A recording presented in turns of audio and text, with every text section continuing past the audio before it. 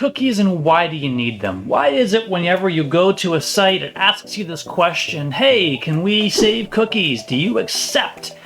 Well, here's what goes into a cookie. They're collecting information about your computer and about you, and they are required by current law, whether it's GDPR or the European Union laws, that require them to ask you and get your consent before they can track your information.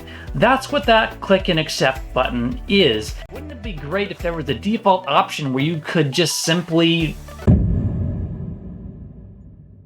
within Chrome in this case, go to the three dots in the upper right hand corner and left click that, go to settings, and within the search along the top, type in the word cookies, and we're looking for this third option under privacy and security.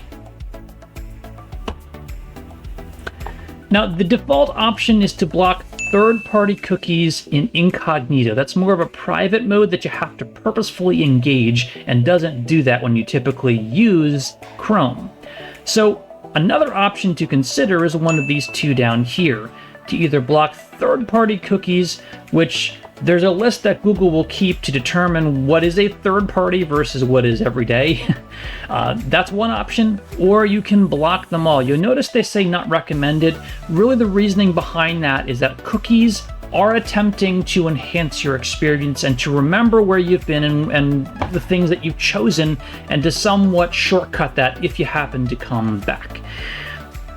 However, if you want to block your information and safeguard your private information, this option could be a good one to prevent things like your computer address, your IP address, your name, your other personal details that may get captured in a cookie and ultimately communicated back to marketers and data miners looking for your information.